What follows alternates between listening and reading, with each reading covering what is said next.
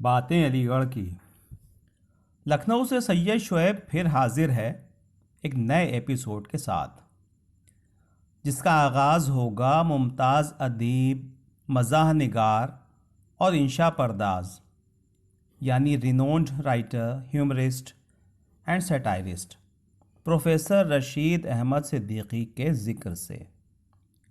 नई नस्ल को ये बताते चलें कि प्रोफेसर रशीद अहमद सिद्दीकी, जिनका ताल्लुक़ जौनपुर से था, 24 दिसंबर सन 1892 को पैदा हुए और 15 जनवरी सन 1977 को इस दुनिया फ़ानी से रुखसत हो गए।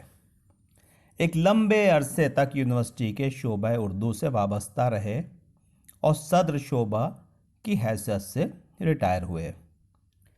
प्रोफेसर रशीद अहमद सिद्दीकी के जहन में अलीगढ़ किस हद तक रचा बसा था, आइए सुनते हैं उनकी ही एक तहरीर से। मेरी तहरीरों में ये नुक्स बताया जाता है कि उनमें अलीगढ़ बहुत होता है, इसलिए वो लोग जो अलीगढ़ से कम या बिल्कुल वाकिफ़ नहीं होते, उनको इन मज़ामीन में या इस तरह की बातों से दिलचस्पी नहीं होती। इस हरकत से बाज़ अहबाब मुझसे चिढ़ने भी लगे हैं। उन सब से मुझे भी एक शिकायत है, वो ये कि वो ख़ुद अलीगढ़ से क्यों वाकिफ़ नहीं।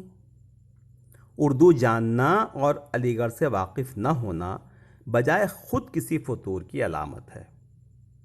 उर्दू का नाम अलीगढ़ भी है। किसी अजनबी से मुलाकात होती है और उसके तौर तरीक़ों से खुश होता हूँ तो अक्सर पूछ लेता हूँ कि वो कभी अलीगढ़ का तालिब इल्म रहा है या नहीं।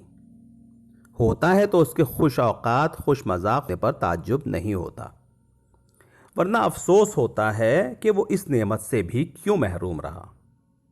इससे यह जताना मकसूद नहीं कि अलीगढ़ का हर पढ़ा लिखा हर खूबी से मुत्तसिफ होता है और जो अलीगढ़ का नहीं होता वो इन खूबियों से आरी होता है। कहने का मतलब ये है कि अलीगढ़ का एक ख़ास रंग, रख रखाव या ठप्पा होता है जो उसे दूसरों से मुमताज़ करता है। इस ठप्पे के भी अक़साम हैं, बाज़ पसंदीदा, बाज़ नापसंदीदा। अलीगढ़ कोई जन्नत या जहन्नुम नहीं जहाँ सिर्फ मुंतखब लोगों के क़याम व ताम का बंदोबस्त रहता हो। वो तो इसी दुनिया जैसी है जहाँ अपनी जन्नत या जहन्नुम बनाने की हर शख्स को आज़ादी होती है। महज अलीगढ़ का होना किसी शख्स के माकूल होने की दलील नहीं, जिस तरह महज मुसलमान होना किसी के माकूल व मोतबर होने का सबूत नहीं। प्रोफेसर रशीद अहमद सिद्दीकी साहब की इस दिलचस्प तहरीर के बाद आइए सुनते हैं उन्हीं के शागिर्द डॉक्टर अतहर परवेज़ की एक दिलचस्प तहरीर।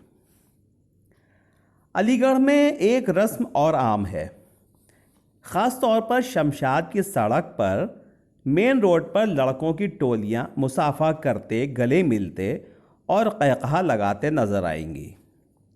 अब अगर किसी कार, ट्रक, बस या रिक्शा को उधर से गुज़रना हो तो वो सड़क छोड़कर कच्चे में से गुजरेंगी ताकि बातचीत करते हुए लड़के डिस्टर्ब ना हों। दरअसल शमशाद में कोई ट्रैफिक का कानून नहीं है, गाड़ियों को सूरत हाल के मुताबिक अमल करना होगा। यही रवैया कुछ लड़कों की पढ़ाई के सिलसिले में भी होता है। हाज़री बज़ाहिर बड़ी मामूली से चीज़ है, लेकिन यही हाज़री तालिब इल्मों की कमज़ोरी और उस्तादों की ताकत है। इसी की बदौलत सारा ज़हूर है, वरना लड़के आमतौर पर क्लास में नज़र ना आए। ये फ़ीस भी जमा कर देते हैं, दूसरे तमाम डिसिप्लिन की पाबंदी करते हैं, लेकिन पढ़ने के मामले में इसी चक्कर में रहते हैं कि किसी तरह कोई प्रॉक्सी बोल दे और उनको कॉलेज न जाना पड़े। अगर ऐसे लड़के कभी क्लास में चले जाते हैं तो पीछे बैठते हैं और हाज़री बोलने के बाद उस्ताद की नज़र बचा कर उड़नछू हो जाते हैं। अगर कोई दोस्त पूछे कि कहाँ से आ रहे हो तो बड़ी दीदा दिलेरी से कहते हैं, डॉक्टर साहब को झांसा देकर आ रहा हूँ। गोया उन्होंने उस्ताद को बेवकूफ़ बनाया। मैं ऐसे तालिब इल्मों से कहा करता हूँ कि ये तो ऐसा ही हुआ कि तुम स्टेशन पर जाओ, दिल्ली का टिकट खरीदो और चुपचाप नज़र बचाकर कमरे पर आ जाओ, और जब पार्टनर पूछे कहाँ से आ रहे हो तो एक शान बेनियाजी से कहो स्टेशन मास्टर को बेवकूफ़ बनाकर आ रहा हूँ। दिल्ली का टिकट खरीदा और सफ़र नहीं किया। लेकिन लड़कों पर ऐसी बातों का कहाँ असर होता है, और अब तो गर्ल्स कॉलेज की लड़कियां भी प्रॉक्सी पर काम चलाने की अपनी सी कोशिश करती हैं। गर्ल्स कॉलेज के बगैर अलीगढ़ का तज़किरा नामुकम्मल रह जाएगा, इसलिए लगे हाथों इसका जिक्र भी कर दूं।